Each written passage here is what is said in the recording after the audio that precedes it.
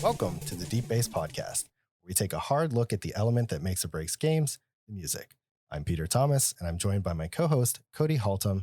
We are happy to have you along with us on our journey through Undertale. What's going on, Cody? Long time no talk, Peter. I'm going to pretend like we didn't just start this entire episode over because somebody forgot to hit the record button, Cody.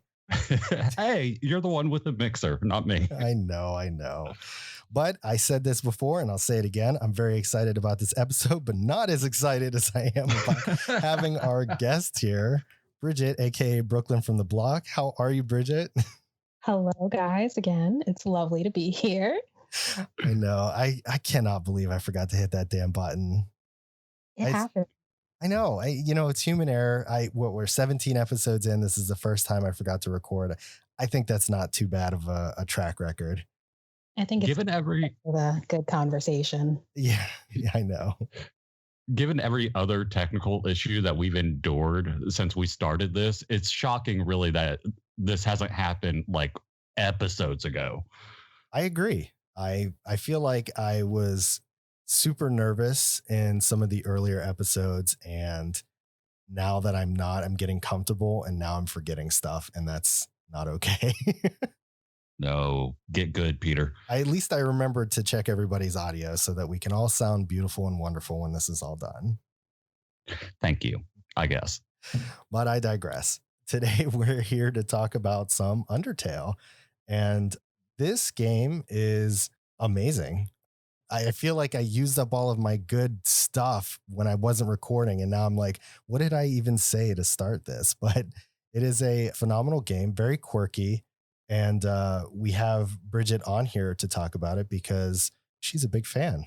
I really fell in love with it. There's just so much to love. It is very quirky, and I think that's one of my favorite things about it. There's so much to discover. Yeah, and Cody's a huge fan too. He's played this game at least 8 times, right, Cody? I've never owned or played this game once in my life. That's never going to not be funny to me. There have been games where you've at least been able to get a premise of this, but you said when I wasn't recording, that you were just totally lost. Yeah, and it turns out while you were talking just then, I was miles away because I didn't hear anything that you just said. But to reiterate, basically, yeah, no, I don't know anything about this game. Like, I tried to watch your old playthroughs and a couple of the history of the game and how it was made and explanations behind the story. And I still have no idea what is going on in this game. It's a strange one. I feel like from an outsider's perspective, looking into this game, it would be very hard to determine what makes it what it is, what makes it so charming, because it's got a lot of different elements that mash it together. And I'll talk about that a bit in the game history, but it looks on the surface like a traditional RPG, but then you get into it and you're like, oh my God, this is way different than what I was expecting. And it was, looking at it, because when Brooklyn said that she wanted to cover this game, I didn't know anything about it. I didn't know what it looked like. I knew like the Undertale logo, but that was really it. So in a way, it's an interesting perspective because I feel like I'm going into this as someone who listens to our podcast but doesn't know the game. Someone who has never played Persona 5 who might have listened to that episode. So it's been an interesting and unique journey to kind of take, and my notes definitely do reflect that a bit, because for a large portion of that soundtrack, I had no idea what was going on in the game. Well, what do you think, Bridgette? Do you think we can convert Cody to be, maybe, even if he's not a mega fan, can we convert him to be a fan and possibly play this game? Oh, for sure. I think even for us, quote unquote, adults who don't have much time, it's a short game. And just from the music alone, it's a great soundtrack. Even if you haven't played the game, you don't have that context. It's a really good soundtrack. Makes you kind of want to find out what's going on. Okay, before we go into the history, I got to ask, why did you quote unquote adult? Because sometimes you just don't want to be an adult. That's true. That is true. You have to, but you don't really want to. Yeah, I feel like gaming is like the one piece of my childhood I'm holding on to for dear life. Maybe that's why I'm 33 and still playing video games. I'm right there with you. I'm right behind you. All right. And with that, we'll go into the game history and then we'll talk a little bit about our personal memories with this, which I know that Cody is going to just fill that section full of details. Do you like my one little note that I have down there? You know, it's so small. I think that's the least you've written in this series since we started it. It is, but we'll get there.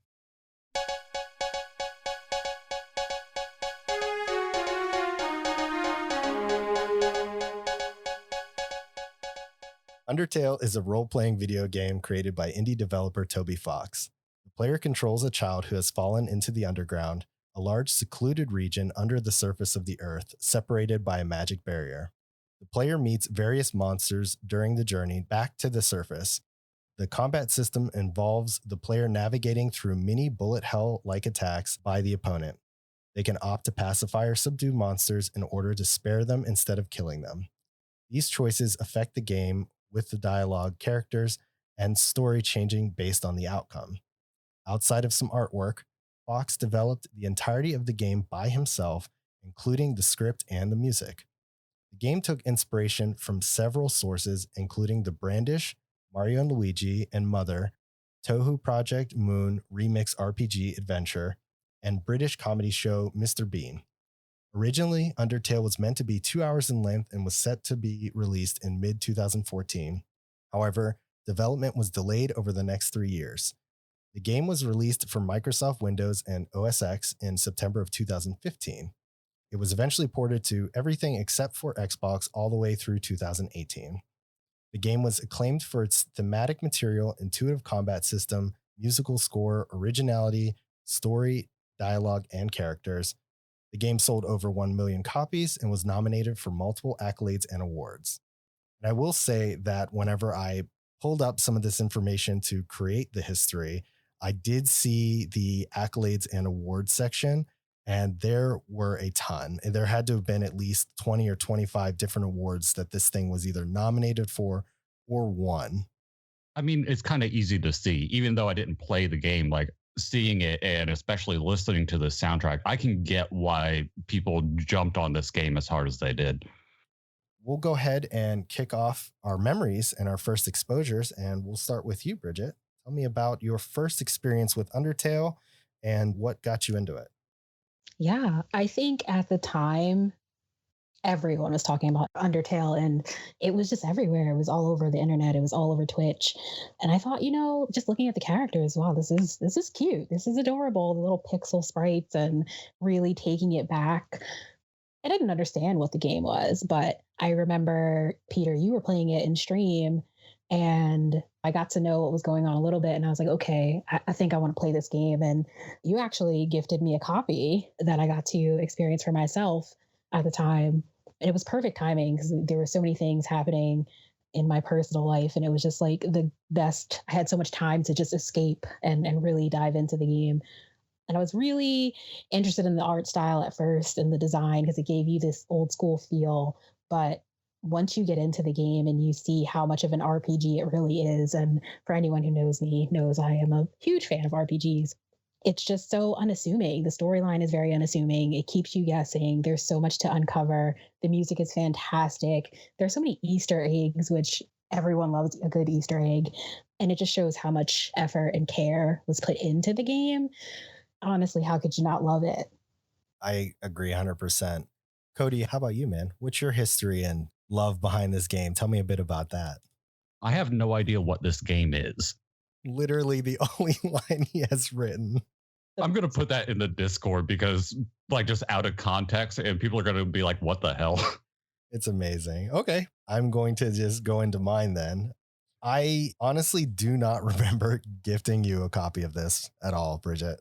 I have no recollection of it whatsoever. But as Maui says from Moana, you're welcome. I'm pretty sure that the reason I got into this game was because of all the hype too. I had seen it kind of all over the place. I was really heavy into streaming at that point. So a lot of streamers were into it and things like that. But I didn't get it right away because I wasn't sure how I felt about it. But I was interested, especially because it really gave me Earthbound quirkiness vibes. And it's funny because that was actually one of Toby Fox's inspirations into making this game. So, I was glad that I was kind of on the right track there. The graphics are really what took me by surprise. Here's a game that was hitting the world by storm, and it looked like it was kind of drawn in Microsoft Paint.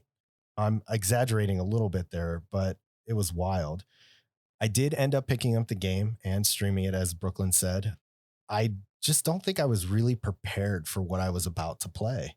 The first thing I noticed right away was the music, so it was only natural that we ended up covering it here. But then I noticed the gameplay and how unique it was. I mentioned this, I think, on the recording that was not a recording, but my first run of this game, I did play this like a traditional RPG. So I just went along. Any battles I got into, I fought and things like that. And that was considered the neutral run. But the magic of this game really comes out when you start taking the pacifist or the genocide route. I have done a pacifist route and have not done a genocide, but I've seen a few playthroughs of genocide. It's how much more story that you get. I feel like if you only play this game once and you just do the neutral route, you only get like a fraction of what this game has to offer. I feel like Celeste, in a way, there are a lot of deeper undertones here that just had me completely shook. Also, I want to note that Undine or Undini, however you pronounce her name, is Bay always and forever. Such a good choice. I mean, she is, right? She's a badass. She's great. Who? Oh, God, Cody.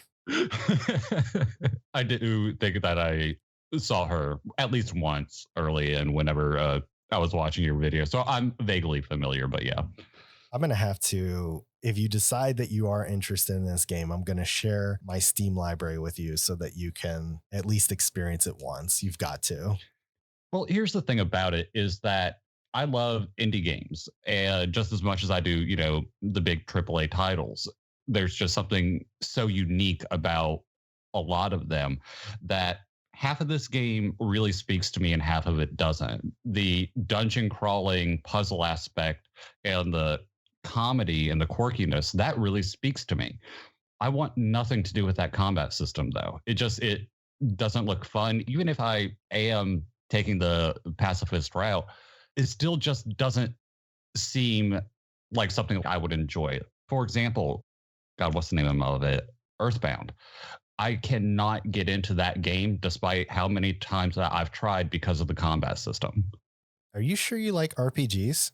Yes, I am. I just like to be able to see my character, man. Come on, let's bring up a Super Mario RPG next episode, okay? Let's talk. I was also very off put by the combat system when I first started playing, especially because I think this was the first game that I had played on PC and actually used a keyboard to control a character. So it was a very large learning curve for me. But eventually I got used to it. And then eventually I got frustrated and just plugged my controller in like a normal person. That's what I like to hear. It's because obviously console person, so proud of you. Yeah, so as far as the combat goes, I would agree. I mean, I very much like my turn-based RPGs. So when I saw that this was almost action-oriented in the combat areas, and like the description goes, it's a bullet hell. So you're basically using this little heart and moving it around a tiny space as you dodge different attacks that are coming from the enemies. And that was a very unique approach to how the battle system goes. I have no idea why the first person view, so to speak, takes you off guard, Cody, because that doesn't really play. Whether I can or can't see my characters in an RPG, it's just that's kind of like a moot point for me. But yeah, the combat really shines just doing something that it's never done in an RPG before. And I think that's really where the charm is. It wasn't so much the first person perspective nature of it or even the bullet hell because I played that, on mobile games and that kind of thing. It was more the quick time event nature of it where the line is just going and it just hit, hit, hit. That is more of what I don't think that I would like. It's not so much the perspective. I misspoke, but it was the quick time event nature of the battles. I could see that. Yeah, I can too. I wasn't sure. I mean, even the QT type events that you see, I feel like that's still just a small part of it. I can think of a few battles where It's the line kind of bounces back and forth, and you have to line it up in between the two areas to get, maximum damage or what have you. But it's such a small part of it. And that's only if you choose to battle, right? The whole other half of the game is the mercy side of things, which is, I think, what they officially refer to it as, is going up to these creatures and finding what they like in order to show them mercy and not even battling them at all. Yep, that's exactly what it is. If for the tutorial level, as we'll call it, you kind of don't necessarily get it at first, but it does kind of allude to the fact that you don't really have to fight. You can just have a conversation as it is put in the game and see what happens. So I think something that kind of redeems that thought is you really just have to avoid for a couple of turns, maybe two, three at max, and you can kind of continue if that's the way you want to play. Interesting. Definitely an interesting game, but we don't want to talk too much about the game itself when we're here to talk about the music, which is, no matter how you feel about the game itself, you cannot deny this soundtrack is absolutely phenomenal. For sure. Yeah, it was weird listening to it because I started my notes on this right after we finished Star Fox. And I was listening to it and I'm like, all right, some of these are good. Things are getting a little bit better. And when I got done with the whole soundtrack by the end of it, oh my God, this is good. The soundtrack just kept getting better and better the longer it went. And that's not always the case with these soundtracks, but man, this one really does. Yeah, every step of the way, each track gets even better. And this is by far something that I could keep on my phone or any other music listening device and just listen to it forever and never get tired of it.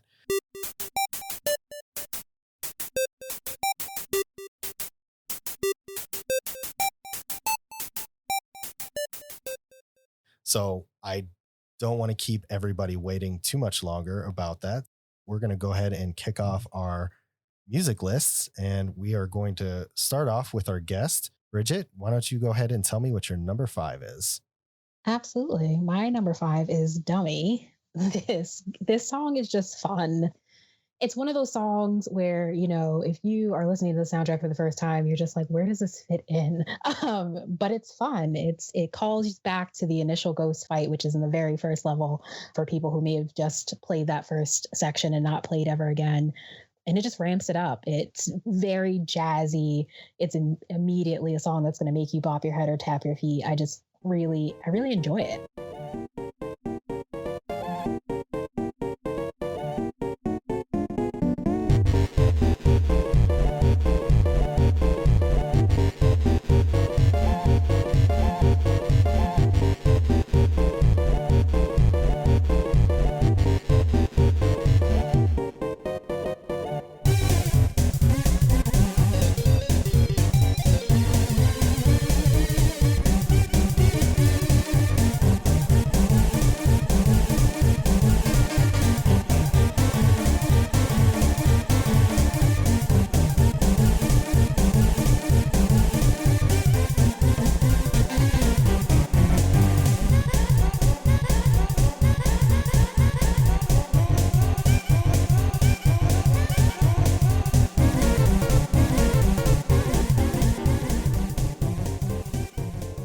I like this. I really dig the swing in this track. It's the main thing I like about this track.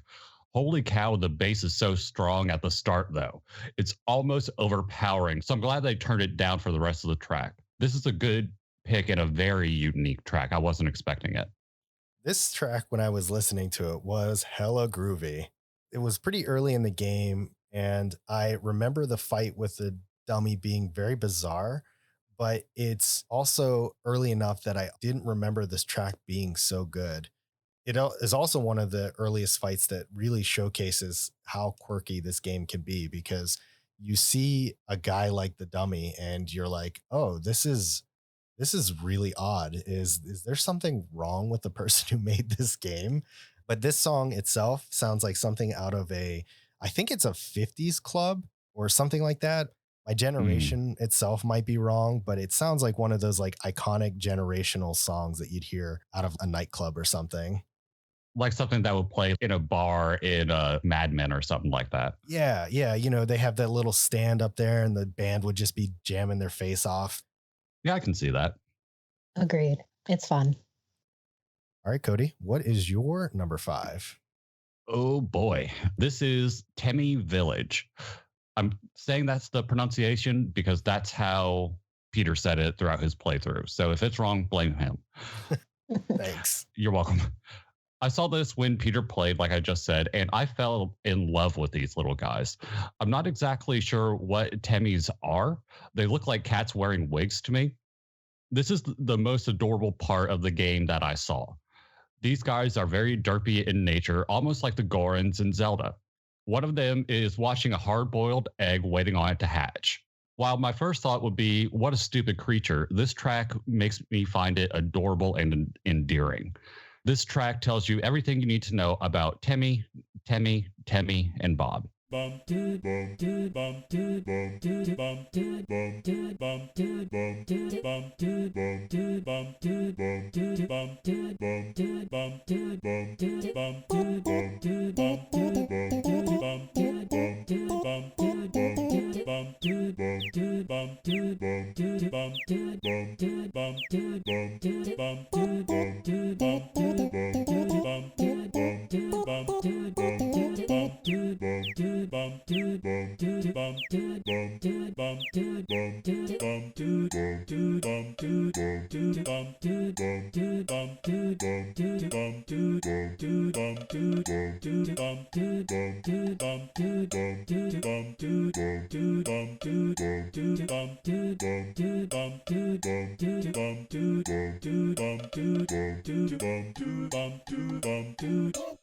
I just want to say that this is such a good choice. I am a huge fan of the Thames, and Temi Village is honestly, I had to turn my mic off because I laughed so hard at the egg reference because I totally forgot about that. But it's really there's something about it's just so part of this like charming little section of this giant game that you may have found by chance. It's really good. Was the Temi Village, was it actually something you could miss? I think if you, depending on where you went, you could definitely go past it. No kidding. Peter, when you played it, the way you found it was kind of on accident because the pathway that leads down to the village isn't lit up. So someone could easily overlook it and you were just lucky enough to find it. Interesting. I don't recall if it was like part of because the game can be a little bit straightforward. It's pretty singular in its path. There are a few stages that kind of branch out, but yeah, I felt like, at least in my memory, I haven't seen my playthrough in a while, that the Temi Village was kind of along that path. But again, maybe I'm mistaking it. But I mean, I literally wrote down, "Good Lord, do I love the Thames so much." I'm definitely going to talk about them more because I have a related song on my list eventually. So I won't get into that piece of it too much, but I will say that for a village theme, the addition of the a cappella vocals adds just as much charm as the Thames have in this game.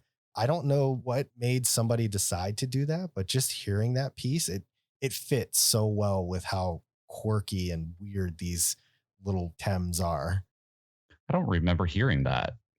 I must have missed that. Oh man, instead of using a bass line, they use this acapella voices, or rather, and there's a guy, it's like bulb, pop, bulb. Oh yeah, Yeah, yeah. okay. Yeah, I was gonna say it's a pretty major part of the song. No, I just didn't identify that was being a cappella. It- That's all because it doesn't sound like it. right. Yeah, I was gonna say it sounded like it to me, but I could be mistaken for sure.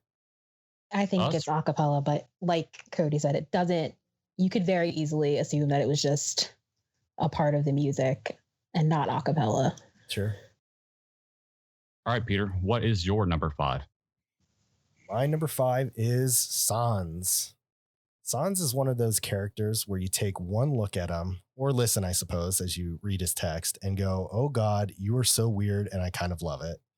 While later in the game, during certain runs, Sans plays a much different role than this song lets on. This particular track plays when you're first being introduced to him, and it's just so weird and a little fun. I hate to use the word quirky again, but it's really how you describe this entire game. It's weird and fun, and it's just the way that he is. He's like trying to talk to you a little bit, but he has like this really goofy sense of humor and harasses is it his brother, Papyrus? Yep. Yes. Yeah, okay. I thought it was, but I was starting to think I was making that up again. But yeah, he just like harasses his brother through the game, and it's a lot of fun.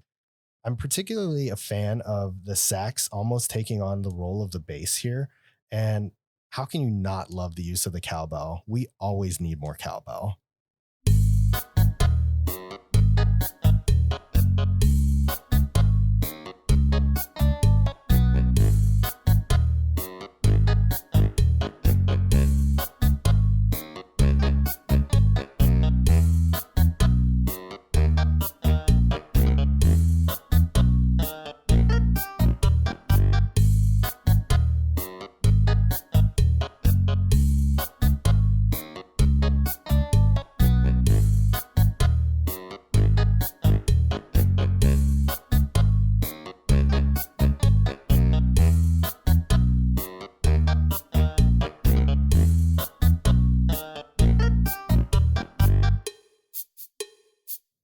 I got the vibe that Sans had a dopey surfer personality, and I don't know why.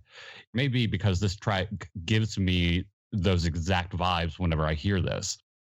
I did enjoy what I saw of him and his personality, though. Oddly, I didn't pick up on the cowbell until you just said something about it. I was going to say the same thing about cowbell. It's so subtle that I don't know how I missed it. You guys. It's definitely not loud by any stretch, but it carries along in the background. And anytime I hear cowbell, I'm just like, yes, more cowbell. Because, of course, how can we not? Yeah. I mean, what's weird is being the drum and percussion guy, you would have thought that I would have picked up on it, but I had to go back once I read your note and re-listen to it. And I was like, sure as hell, there it is. I'll be damned. Be a better percussionist, Cody. Oh, I was trashed here. Trust me, buddy. All right, Brooklyn, why don't you tell us what your number 4 is? My number 4 is Battle Against a True Hero. If you are hearing this song, the game is getting ready to show you that choices have consequences. This battle is probably the first one in the game that's an actual, I don't want to say an actual challenge, depends on, I guess, how you play, but this music is epic and it definitely reflects that. It's going to remind you that this is serious. This is not a game anymore, quote unquote. Yeah, it's the gentle piano in the background that carries throughout this track really ties in so well to the epicness of what's happening in the rest of the song. It just fits, and how it kind of transitions to that small little section where it's just piano. It's just great. It also just reminds me of Freya from Final Fantasy IX and her hometown theme in a way. There's this kind of gentle sense of duty that kind of goes with this song, and that kind of reminds me of that. And it also matches the background for when it plays.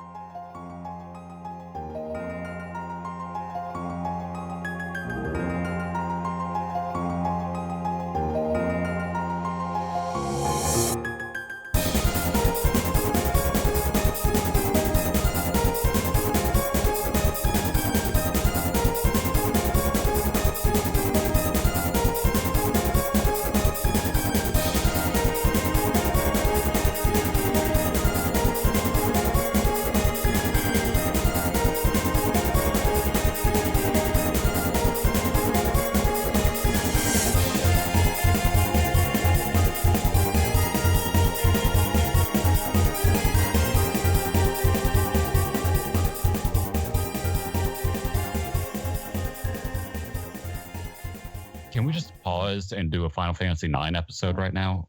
Because that would be amazing. I love that game so damn much. This is a beautiful track. The only context I have for it in game is literally what you just told me, obviously. On my first pass, I completely overlooked this track, and I have no idea why I didn't catch it. Listening to it again honestly makes me want to put it on my list, but unfortunately, my list is what it is. I do enjoy this track. It's a solid pick. When I went back to write my notes for this track, I actually ended up getting chills that kind of coursed over my body. That sense of duty that you were talking about, Bridget, really resonates with me so hard. It does feel like a very dire, here's what you came for vibe that places almost like a sense of urgency on you as the player. I can't remember specifically where this plays, but is this during the last battle with Undini or something else? This is during the last battle with Undyne. Yes. Okay. Yeah. Is it Undyne? Yeah. I say Undyne, but I have said Undyne since Secret of Mana Undyne, so Yeah. I could be wrong. Yeah. So that's my confusion. Is like I used to say it that way too. And then you look it up and there's like a goddess or some sort of mythological creature that pronounces it Undini. I don't know what's right. So forgive me if I'm saying it wrong. Forgive Brooklyn if she's saying it wrong. I don't know. We're just gonna go with what we know. It's Titus Titus all over again. Oh my God, I know. Oh no. All right, Cody, tell me what your number 4 is. My number 4 is Enemy Approaching. My first note for this was I kind of like this. Then, as I watched Peter play this game and I heard this track over and over again, I grew to really enjoy it, but I couldn't tell you why. This is obviously battle music, which I kind of picked up on whenever I first heard it. On the soundtrack, it's under a minute long, but I really wish it was longer like it is in the game. I like how it starts light and then picks up and really finds its groove and finds its groove when the horns come in.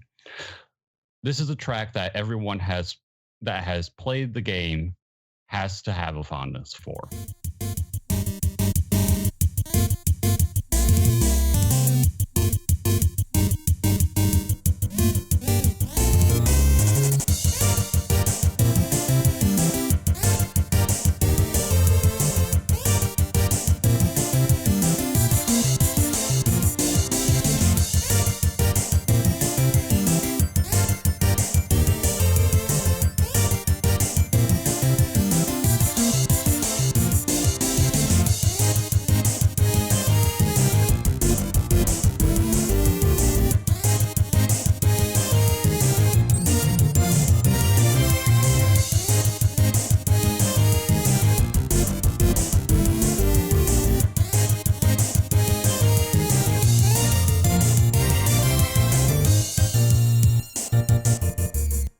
I think for me, it's one of these songs that it's not an annoying song, and I think because you hear it so much in the game, I think that makes a difference. Battle music really makes or breaks games like these because it's probably the thing you're hearing the most. So I do appreciate that it's not annoying. You don't mind hearing it as many times as you're going to hear it in the game. No, you really don't. I feel like that's a subtle insult from you, Bridget. It's like, it's not annoying.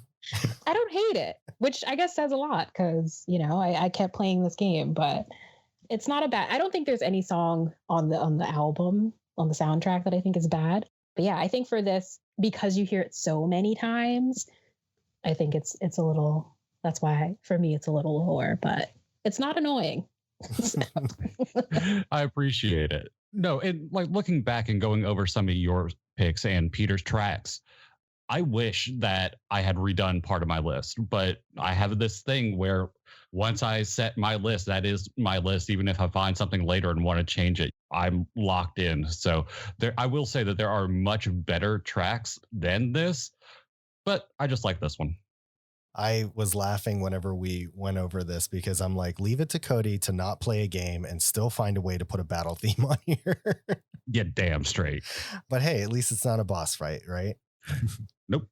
Whenever I think of battle themes, my first consideration is always, can I listen to the song over and over and not get sick of it? The answer here is a loud, resounding yes. I feel like this battle theme is diverse enough that you can get into battles over and over again, unless you're Bridget, apparently, and not really get tired of hearing it. But I feel like I could listen to this entire soundtrack over and over and not get sick of it. One of the things that I will note is, Cody, you were saying that you wish this track would be long like it is in the battles. But I think that actually has to do with how well it loops. And I think that's a Hmm. theme throughout all of these tracks is that the entire soundtrack, all but like maybe three or four of them are under a minute, but they end at a loop so well that if you're playing it in the game, you can't even tell that these are such short tracks. They blend together really, really well. No, Yeah, and they that's do. something that is really remarkable because typically you can tell. Donkey Kong, you can tell whenever the loop happens. Mario, you can always tell. But with this, you can't. It sounds like a track that just starts and then just goes and goes and goes whenever you are playing it, I should say, which really kind of impressed me. There's a fine line between I want the tracks to be short and concise, but if they're really good, I want them to be longer. And I'll be on that train for quite a while as I make up my mind. All right, Peter, what is number 4? Yeah, I'm so excited to talk about this one. My number 4 is Tem Shop. There is absolutely no way I was going to cover this soundtrack without talking about how much love dogs get in this game. And Temmie Village / Tem Shop were some of my favorite tracks in the game. I imagine that if dogs always had a soundtrack playing behind them, it would be something like this always. At least I think they're dogs.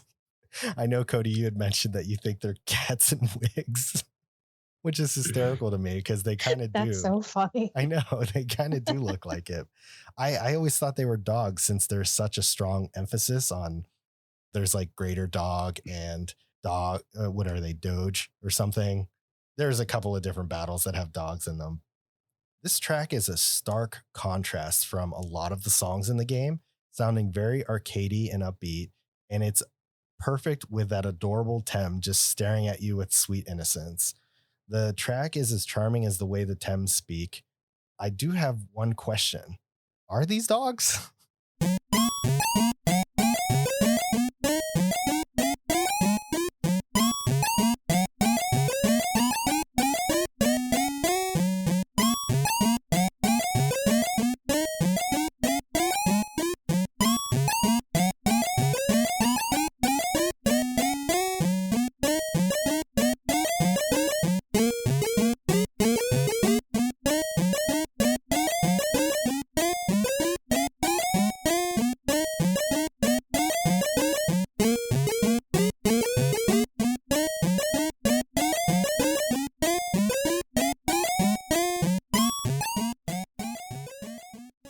I'd have to say yes. Damn. I can see cats with wigs, which I'm just going to hold that with me in my heart forever now. But I would only say they have to be only because of the theme of the rest of the dogs in the game. Like dogs are just everywhere in this game, which I appreciate as a dog lover. And I mean, that would make sense, me admitting defeat a bit over here, because I mean, think about how they talk. I mean, typically when we think about dogs in games or in real life, we think about these intelligent, thoughtful creatures. And then we have the dumb dogs. And I say that as a dog lover.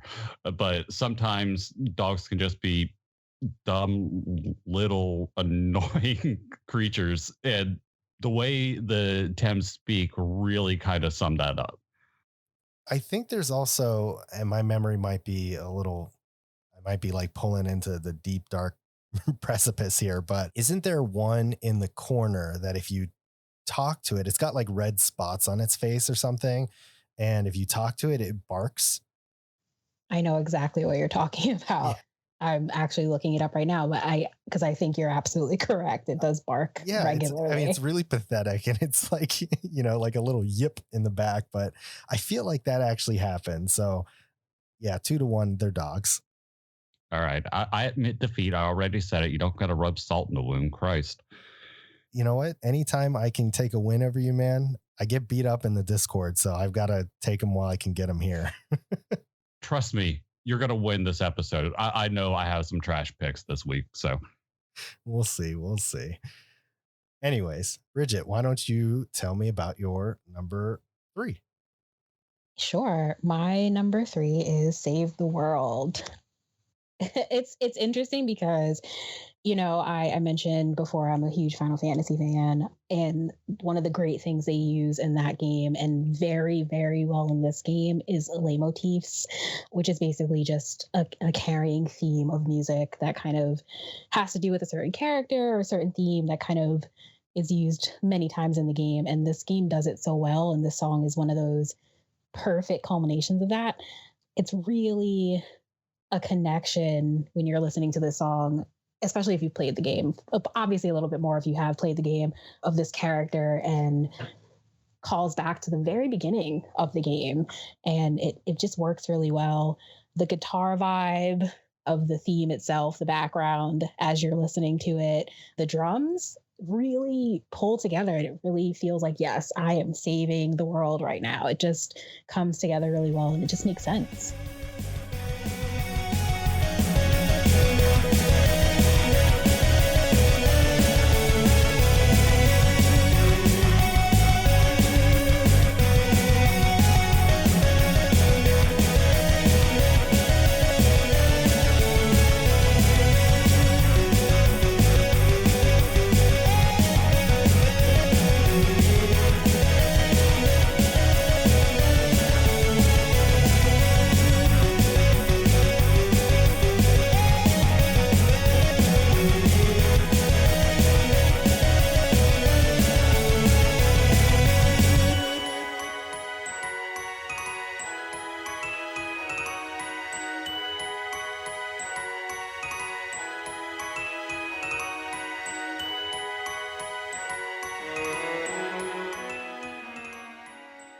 God, I really don't know anything about this game. This is a really unusual track to me out of context. If this is a track where in game we are literally saving the world, I don't hear any of the scope to that in this track. I like the track, but it just doesn't seem to carry much weight to it. Does that make sense? Yeah, I could see that. I'm trying to think of, I guess, define weight, because I feel like a title track named Save the World that has the kind of elements that this song has does carry weight. But I think of it in like if I'm thinking of a track that's labeled Save the World, I'm like, yes, I want electric guitars and I want something to rock out to as I save the world, so to speak. What is your definition of weight here? What I'm talking about, it's like I'm trying to figure out how to articulate it well. Whenever I'm saving the world or something like that, this is what I would want to hear if I knew I was a badass and I was going to win. I'm the tank player. I'm run and gun. Give me a shotgun and just let me go blow through things, Sure. which this track really does well. But when it comes to the idea of saving the world versus beating a mission, I guess I just expected it to be heavier. Like there was more on the line. I mean, yeah, it's called Save the World, but I feel like in name only and not so much in sound. I love the sound, but this is a case of, does the track match where it is in the game? And that's why I started with, I don't know anything about this game. This is one of those outsiders looking into a game that he's never played. This is just kind of the vibe I got whenever I heard this track, because I never saw you play it and I never played it. Does that kind of clear things up or clarify? Yeah, I mean, I get that, and I can see with the way that this game is, a track like this is kind of very off-putting. You mentioned like a run and gun or something like that to have something like this in it. I think Mm, that's kind of where Toby Fox really shines, is that there are so many different elements to his music throughout this track. Like he covers so many different various genres from start to finish that I feel like it's the definition of what Undertale is. Like you cannot put Undertale in any one bucket and just be okay with that. It's like it fits in so many different fields that you would be doing it a disservice by saying like, "Oh yeah, it's just a JRPG," or "Oh yeah, the music is just chiptune," or something like that. right. No, I mean, that completely makes sense and is fair. It's a case of kind of mistaken identity, because I do enjoy it. I was just like, this sounds nothing like I'm about to save the world. Would I want to rock out to it, have it in my headphones as I'm doing so? Yeah. Do I feel like the world's about to end? No.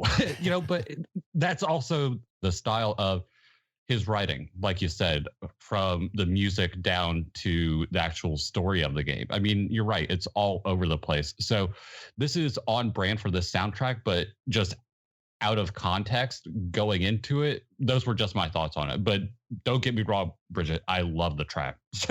It's just those are just my idiosyncrasies with it. No, I can definitely see your point as someone who, out of context, I absolutely could agree with you. I dig Save the World a lot. It does relate a lot to my number 3, which I'm just going to kind of kick off into in a bit here. But the song Save the World is one of the few that have this electric guitar. And like you said, it takes that leitmotif and the theme of the character, I guess is probably the best way to put it, and just rearranges it into something that's a lot more rock/metal heavy. And this song hits hard. What's neat about this song versus mine is how the two have very different breakdowns for the middle of the track. Yours sounds more like a continuation of the track, like we're still moving along with this. And worth noting that I don't remember specifically where this one plays, but for mine, it sounds more like a we're almost done here, time to wrap up and go home. With that, I will mention that my number 3 was Last Goodbye. This particular track plays through the second half of the credits. So hint to why mine says you're almost done here, time to wrap up. But man, I wish I heard this more. Undertale does use that leitmotif, which takes this main character melody and then remixes it all throughout the game. Slow, fast, with piano, with guitar, you name it. This is another version of that rock metal mix of it. The fact that it's called Last Goodbye even reminds me of a song that could have fit in that specific genre of a rock metal. Like if somebody told me some sort of popular rock metal band made a song called Last Goodbye, I'd be like, oh yeah, that makes sense. It sounds like something they would make. While there's still a little bit of chiptune synth that kind of plays in this track really makes you just want to throw up the horns and bang your head the minute that guitar kicks in. In fact, I don't know why this song isn't on my driving mix for when I'm driving to and from work or something, because I feel like it is a really good driving song.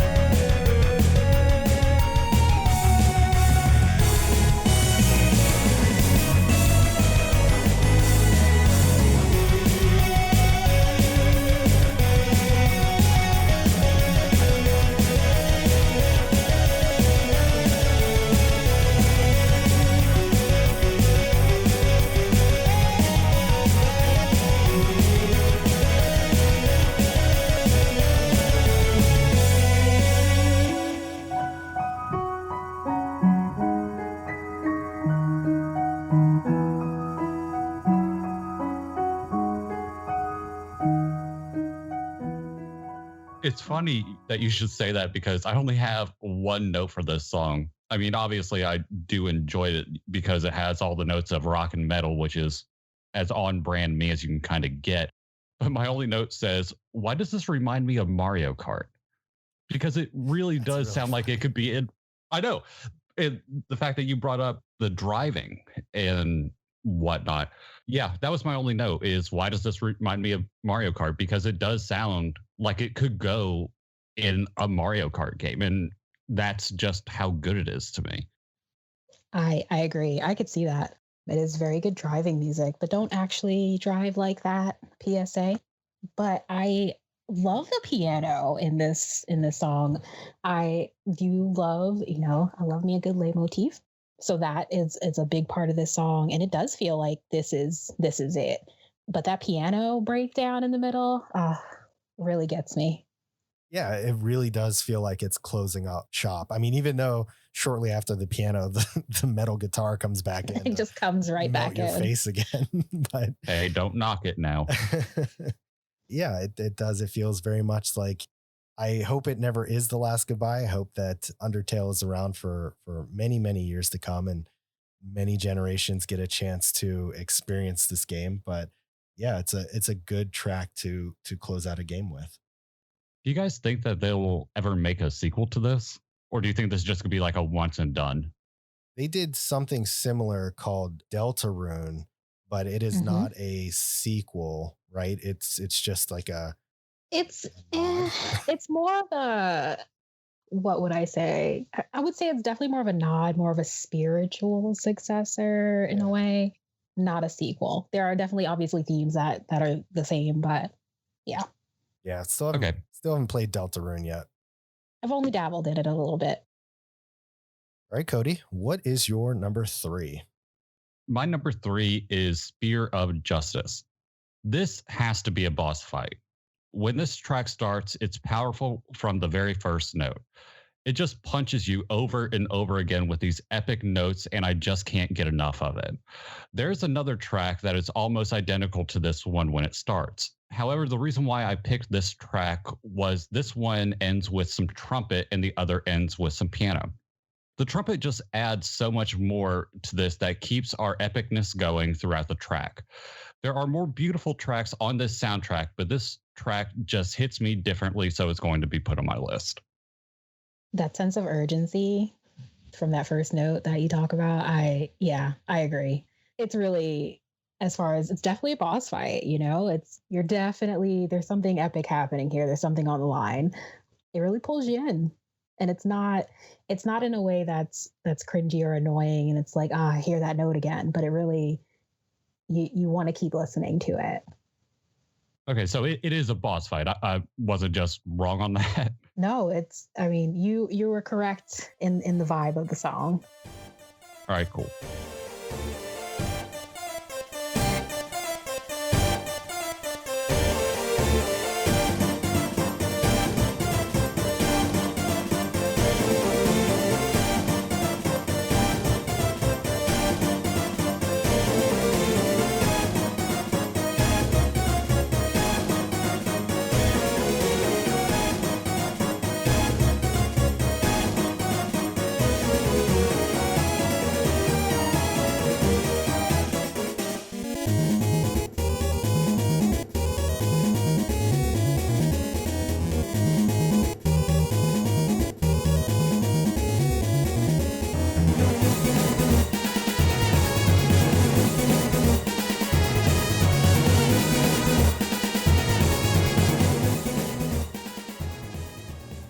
Cody, listening to your description of this really warmed my heart. I will preface that this is also on my list. It is my number 2. And I said, if you're listening to this soundtrack straight up, you would think that Spear of Justice, and I believe the track is just called Yeah. Yeah, that's the one. Yeah, they're the same track. But like you said, midway through is where the two differ. You only hear the latter if you're taking the pacifist route and you get this full backstory behind why Undini is there. Spear of Justice, however, is what plays during the actual battle. And it is full of the chiptune and trumpets. And my little heart was all aflutter when I heard this track for the first time. Not to mention that, Undini is just a total babe. The blue skin, the sweet armor, and those snake like fangs. Does it get much better than that? But I digress. If I ever dubbed a song a boss battle worth fighting to, this song is really it. After all, I mean, there's only one other song that's really topped it in my book, and it was tough. But yeah, I just absolutely adore this song. Yeah, there's just something really good about it. I was shocked to see it on your list. This doesn't seem like a very you track. So that was a pleasant surprise, let alone where it ended up. I didn't expect it that high at all. Well, that's all because of the character. Let's be honest. Okay. All right, Cody, what is your number 2? Oh, we're on my number 2. Cool. Oh yeah, did I botch the order? Yep, you did. Oh, okay. Well, I'll redo it. All right, Bridgette, what is your number 2? My number 2, which I'm sure people by now are like, wow, she really loves boss themes. But my number 2 is Death by Glamour, because why not? The upbeat runway esque electronic vibes are very MTT. For those of you who've played the game, the way you hear the vibes of Metal Crusher, which plays not that long before this, seamlessly fits into this like ultimate showdown with the great Metaton. I love how it transitions into this softer section. It gets kind of dreamy and then it just ramps back up, which a lot of these tracks do. But the way that this track does, it just, I think one of my favorite things about the soundtrack as a whole is like these songs really fit these characters so well. It really just vamps up the appeal for me. But Death by Glamour, it's funky, it's fun. It doesn't feel like a boss battle at all. It's just a good time.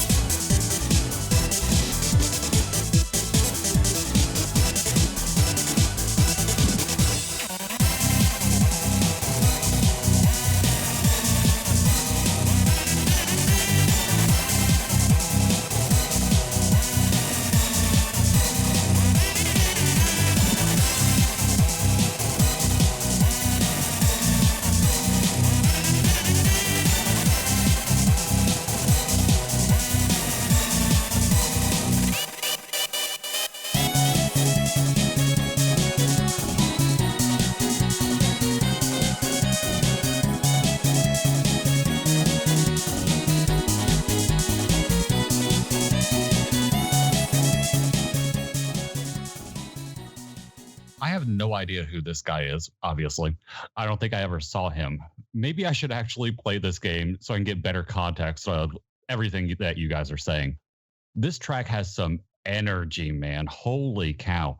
This has some real disco energy to it, and I love it. Complete with a disco ball and the light up floor. Like, that's literally what I see whenever I hear this. It didn't make my list, but it did stick out when I was doing my first pass of this. Bridgette, I know you mentioned this sounding like a runway track, and what I'm about to reference is a very different runway than what you're referring to. But when I first heard this song start out, it actually reminded me of Pilot Wings.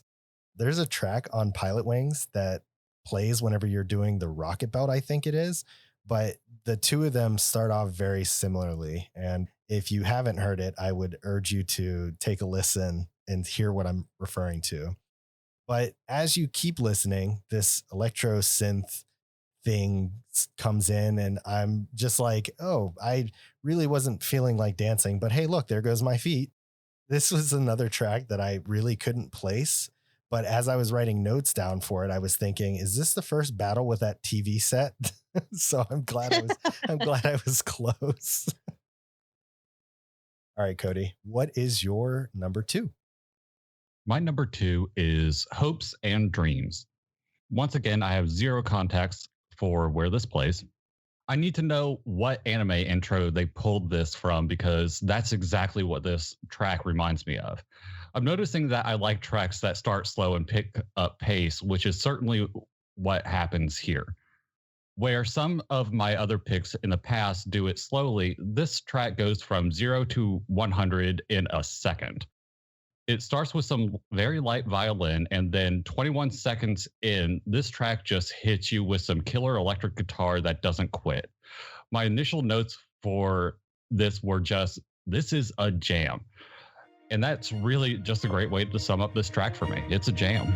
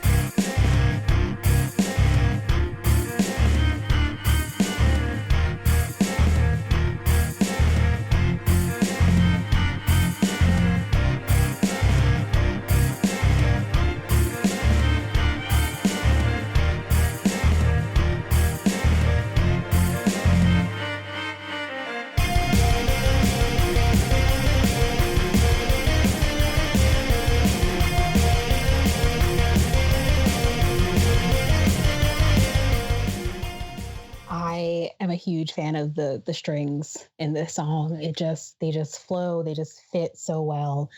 I am a huge fan of the little childlike MIDI kind of vibe that it kind of comes in around Mhm. halfway through the song, which you hear very early on in the game. But the way that it makes sense in this song is I'm a huge fan of that because it wouldn't fit normally. You wouldn't think this song will totally go with this song, but it just works. I think we all had the same feeling here when we listened to this track because literally my first thought was, woof, those strings. Yeah. I listened to this track and I immediately wanted a Philharmonic orchestra to just do a full rendition of the soundtrack. I would pay hundreds of dollars to go see that. But then the guitar comes in and I'm like, are you just trying to slay my soul for all eternity? It's Um, so good. yeah. Yeah. I mean, it picks up in like the most unexpected way. And you're just, you start out with these strings and you're like, oh, this is going to be a nice little peaceful track. And then all of a sudden it's just like, oh, nope, never mind. Face is melting. Hold on. One of the things that I really adore, and I mentioned this before about Toby Fox, is his use of so many different styles throughout the soundtrack. We talked earlier about the metal rock usage being in mine and Bridget's number threes, but I mean, clearly he just wasn't done utilizing that through these tracks. No, there's so much rock and roll the farther you get into the soundtrack. I don't know if it's because it's chronological for the most part, or at least the track order seems to be, in my opinion, where as the game is kind of gearing up and getting, I'm assuming, more intense, that the music is just reflecting that. But man, the longer you go into the soundtrack, the better it gets. Absolutely does. Yeah. All right, Bridget, we are here. What is your number one? My number one is, I know everyone's going to be like, oh, it's at number one for everyone, but it's a great song. So my number one is Megalovania. It is at the top of a lot of people's lists if you look on YouTube and other places, but it deserves to be number one, in my opinion. It fits, as I've said with a lot of my picks today, it just fits with the track and the situation. And if you are hearing this theme in the game, you are at this point where you've worked really hard to get there, and yet the real work is just beginning. And this song reminds you of that. You hear it in this song and how it just out of the gate just starts, and it's ramped up from the first step. When you first play this game, this is not a song that you expect to hear on the soundtrack. This is not what you think exists within any of the style of the game or any of the other music that you hear. And yet it fits. It's done so incredibly well. The loop is perfect, which we've talked about earlier, but the loop is perfect. The drum beat in the background. This is a song that every time it comes on, I will absolutely jam out to. Full on air drums and everything. Before Cody responds to this, I want to just note really quickly that I could actually hear your excitement in your voice as you talked about this song. So it is a very clear love for you, and I really appreciate that. Yeah, it's just so great. It's probably been in my top 10 most played songs for the past 3 or 4 years.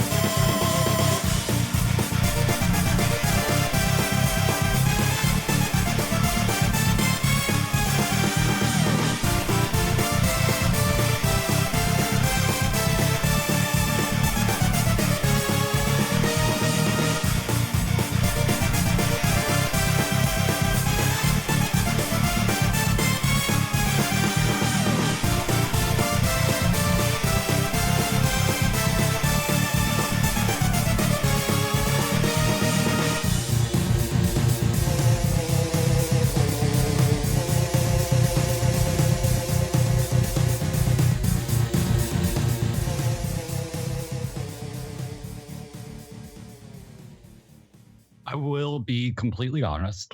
When I listened to this, I was at a loss for words. How did I not pick up on this track? Thank you so much for putting this on your list because this has Cody written all over it. I love the guitar just rocking the hell out. And don't get me started on the drums, okay? This absolutely should have been on my list. Should have easily been my number two. It is just too good, man. I'm honestly surprised for somebody who has not played the game and was just purely listening to the soundtrack that it didn't make your list. I know. I'm shook. I know it should have. And I don't know why it didn't. I didn't know if I was working on notes for something else or what, but I saw the name of the track whenever Bridgette put it down. And I was like, what in the world is this? I don't remember this at all. And going and listening to it, I was like, shook, man. I could not believe that this had somehow missed my first listen. Yeah. I mean, Bridgette, you're absolutely right, though. This is the go-to for a lot of people's favorite songs. This might be the most redone song as far as people doing covers of Undertale music on YouTube. But as you said, there is just an incredibly good reason for it. The composition is just so well designed for a boss battle, and the battle itself makes for such an entertaining fight. If someone were to come up to me and ask me what I'd want a boss track to sound like for end of game or very close to end of game, this would absolutely be it. Oh, yeah. All right, Cody, what is your number one? My number one is Undertale. What a beautiful and simple track. This doesn't belong in a video game. This belongs on some mainstream album somewhere. I like how this track changes and gets better and better the longer that you let it play. This track starts with a simple acoustic guitar, which I absolutely love, then a layer of bass and piano and some horns. And oh my gosh, I love this track. I never heard this in Peter's playthrough, so I have no context for where this plays or what it is. Judging by the name, I'd assume it's a main theme, but because I never heard it, it makes me feel like I could be wrong.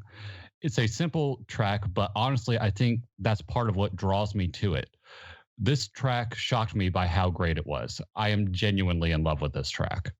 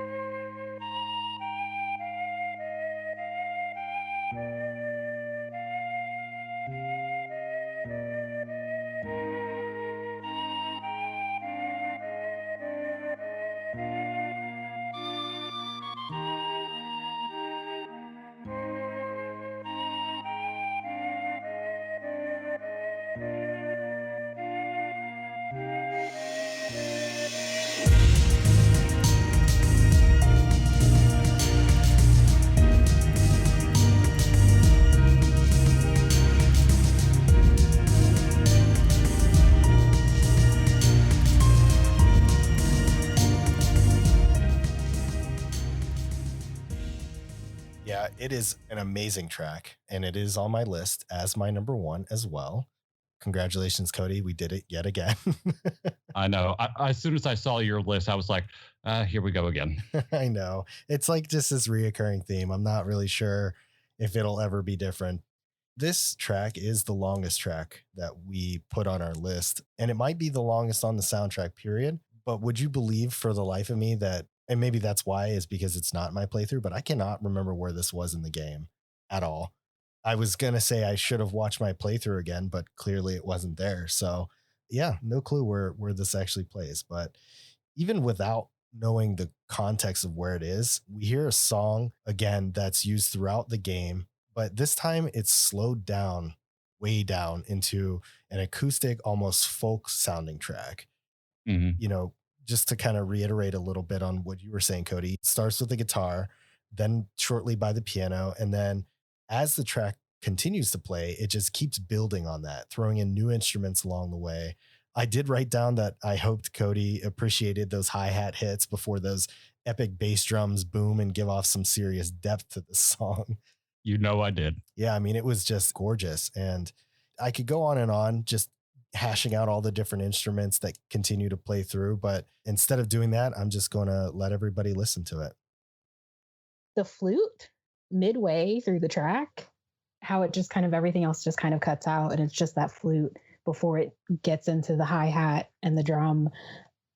It just, this is a song that you could really like play before bed. You could make this like your sleep song and just be. I think it does play towards the end of the game or somewhere around the end. It feels like a credits theme kind of. And it just fits. It just flows really well and it's so peaceful compared to a lot of like the rock and heavier themes in the game. I think it just, that flute, I'm really stuck on that flute section. Yeah, there's a lot of that back and forth that's done. You know, you go from a very peaceful place like the snowy theme, for example, is super peaceful. And then you get into a battle with one of the dogs, and it's just like the polar opposite of that. So hearing something this peaceful is not a surprise from Toby Fox, but at the same time, it's like you just don't expect it to be this tranquil. I do like the use of the term sleep song. I might have to use that from now on. Yeah, because what have we been calling it? We've been calling it God Meditation music or something. meditative music Yeah. or something. But I do like Sleep Song better actually. I was trying to look up and see where actually in the soundtrack this takes place. See if that might jog some memories for you guys. Yeah, I tried to before this episode started, but I couldn't find anything definitive, so I just kind of Yeah, I got it right here. It's you were right, Peter, about it being the longest. It's 6 minutes and 22 seconds. Yep. And it is track number 71 out of 101. So pretty late game for this. right. Yeah, it's definitely during a pivotal backstory learning moment. So Yeah, I was gonna say when you mentioned that it was near end game, Bridget, I was thinking that it was either something like that where it's like, oh, the player finds out about why exactly he's even here and doing these things, or like you said, maybe even end game where everything is wrapping up and everybody's happy, that kind of thing. yeah. I was about to say, you guys can spoil things for me. It's okay. No, I'm honestly, I'm racking my brain. I have no clue. Oh, okay. Just stretching. Got it.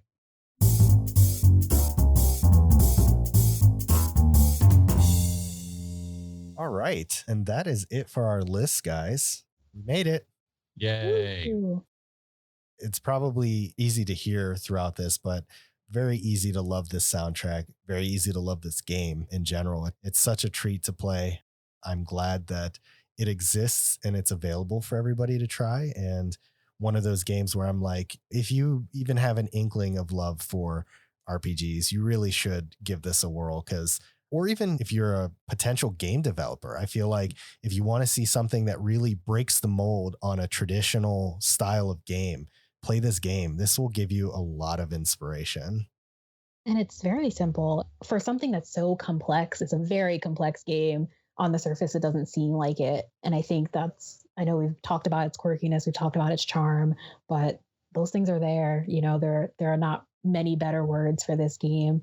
I feel like it's really accessible for people who maybe are skeptical, maybe even people that aren't necessarily RPG fans, but definitely the RPG fans. I think there's a lot of value in this game and in the soundtrack. I would also recommend you pick it up. That's a good point. I don't want to exclude those who are not RPG fans because I do feel like this is accessible to really any gamer who is just interested in playing something unique and different. Yeah, don't let my words exclude you from that. If you're not an RPG fan, by all means, still pick this up and give it a try. And it doesn't have to be super long, as I've mentioned before. Depending on how you play, this game could be pretty short. It doesn't have to take too much of your time. So, Yeah, you can definitely get this down in one sitting, I think.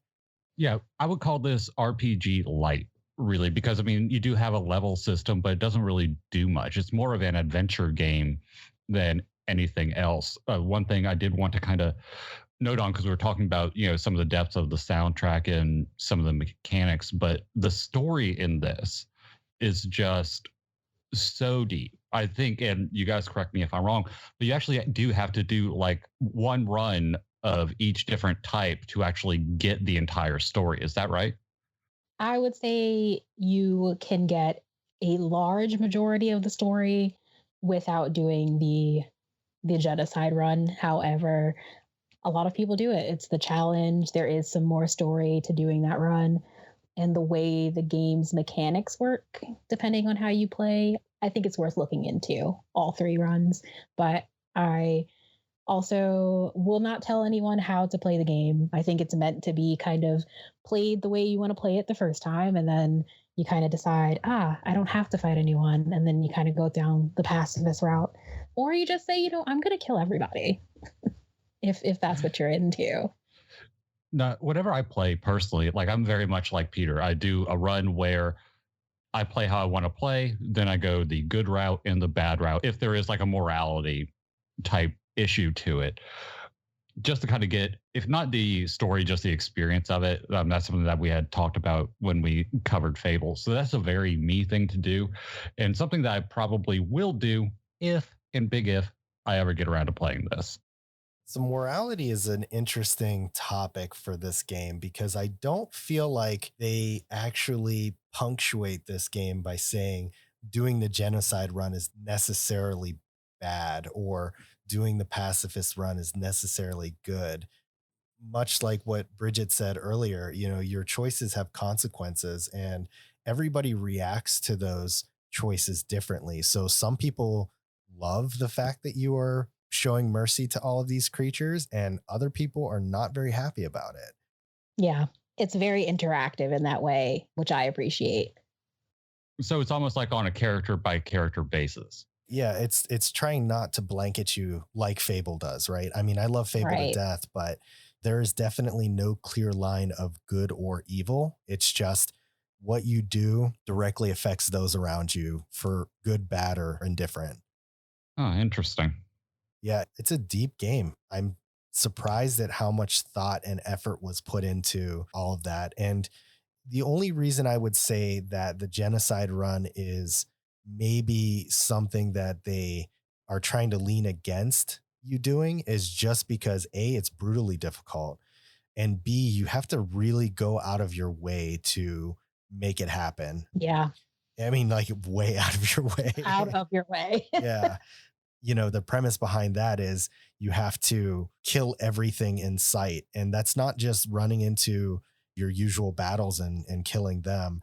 It is like there's a point where after you do so many random battles in a screen, it will tell you that there's nothing left. It's morbid. It is actual that the name genocide is not to be taken lightly in Yeah. that run. Got it. Got it. Yeah. When I was doing some research on this, the use of the word genocide for that run is actually fan based. I think the Hmm. developer calls it No Mercy. Um, Yes. but yeah, it's interesting. So I guess the big question here, not to be confused with our official question, but Cody, after hearing the music and after hearing our descriptions of our experiences with it, what's your thoughts, man? Do you think you'll actually play it? Honestly, no. Oh, Honestly, no. jeez. We But failed.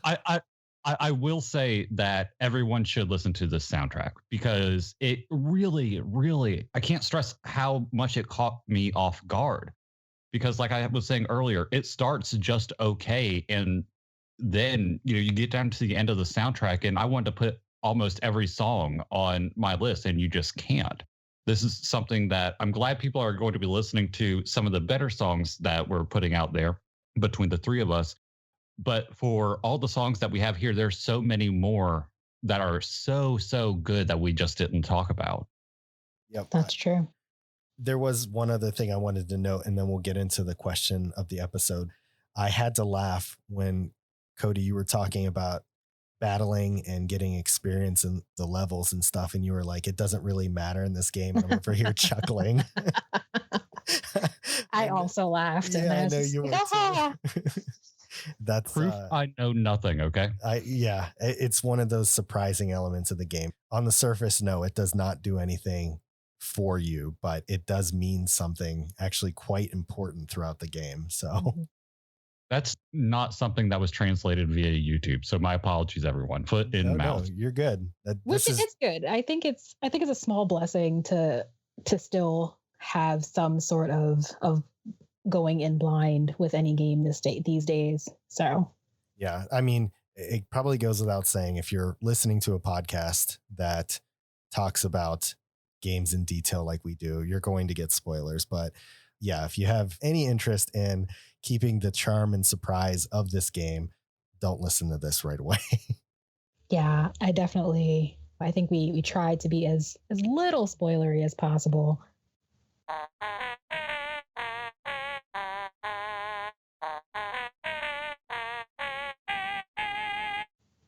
All right. So now we're going to wrap this up with our question of the episode. I tried to come up with something that was unique to this game, but would still be accessible, and I failed miserably. So it ended up being a pretty basic question. But my question of the episode is, who was your favorite character in Undertale? And we'll start with you, Bridgette. Ooh, my favorite character. My favorite character is Napstablook. Napstablook the ghost. I knew that. I'm over here like, it's the ghost. It's the ghost. It's the ghost. Napstablook is great. He's just trying to exist in his non-existent life, being a ghost. But you kind of encounter him right in the beginning of the game, and he's like technically your first boss, quote unquote. And it's just such a cute and funny fight, and it's one of those things where it's just like, this game is not what I thought it would be. And once you get to his house later in the game, he's such a chill time. He's just really nonchalant. He's just here being him. He is so relatable too. It's like everything about his existence. I'm just like, yeah, same, bro. Yes, exactly. Also, if you're going to play the game, when he asks you to lay on the floor with him at his house, do it. Yes, absolutely do it. I was about to ask, is this the same ghost that you go to his house and you get like super stoned out of your minds? And you guys just answered that. So yeah, appreciate that. That's him. Mine, while I do love Sans, I have to go with the Thames just collectively because I find them too adorable and too funny. I know we were talking, which actual character, but I mean, to me, they are their own character just as a species onto themselves. And I just find them to be too adorable. Yeah, but which Tem? Was it Tem, or Bob? Bob.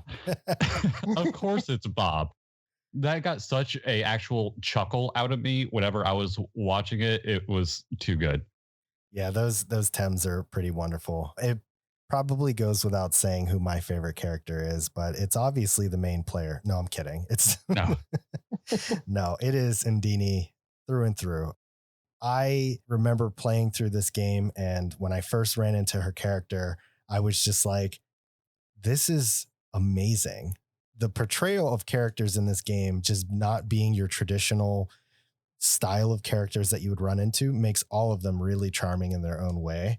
but she is like the definition of strong, independent woman, like through and through, man. She's got a mission on her mind and she's willing to stab you over and over again with her spear to prove that point.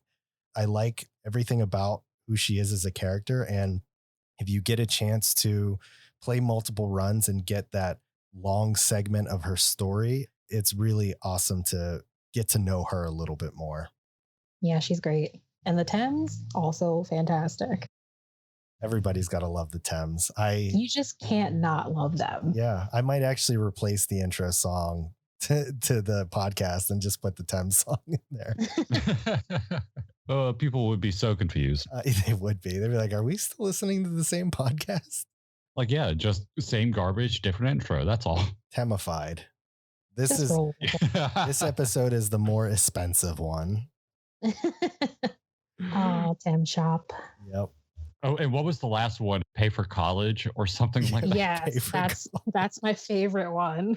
Where you can help him go to college. That's right. I'm going to start a GoFundMe page to get the Thames into college.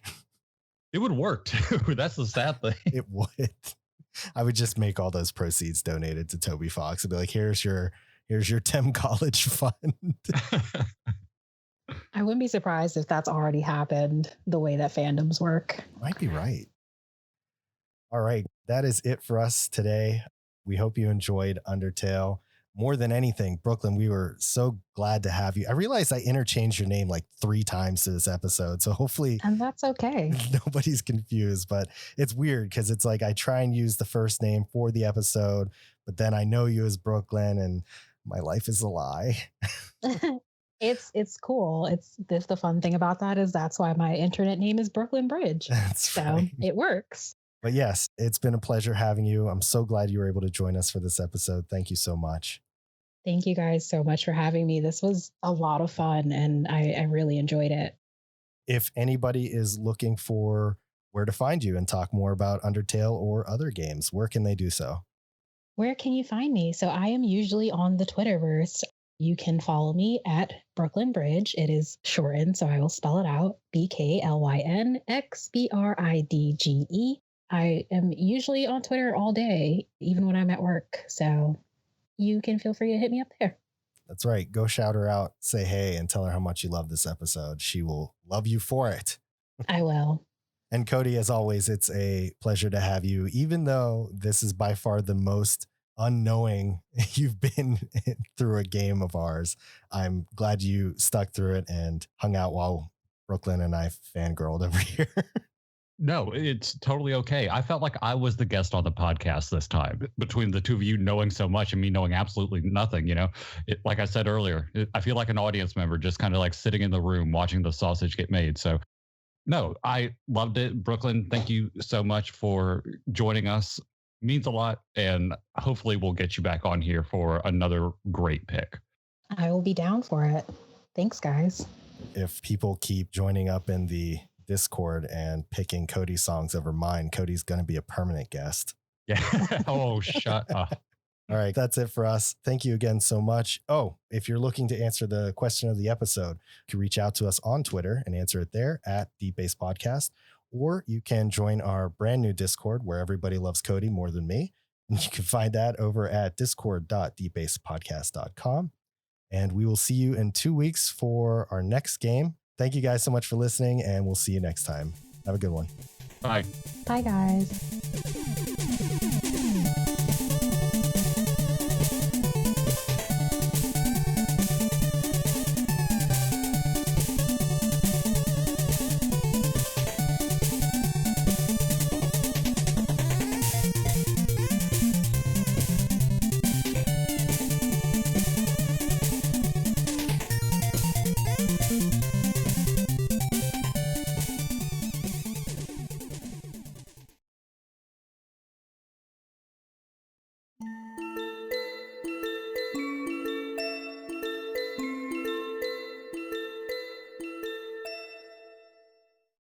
All right, Bridgette, we are here. The eponymous.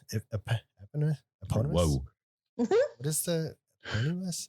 What is the word I'm looking for there? Is that EPYMO? fucking spell it. N-Y-M. Oh, please leave this in. Hang on. I gotta listen to Google tell me how to say this word. Eponymous. Eponymous. Eponymous. Okay, that sounds good. Yeah, that's not the word I was looking for though, because the definition doesn't match what I was thinking of. It was one of those things where Good try, Peter. I know. What is the word I'm looking for? I know the word you're looking for. I just don't know it. Okay. You know what? F it.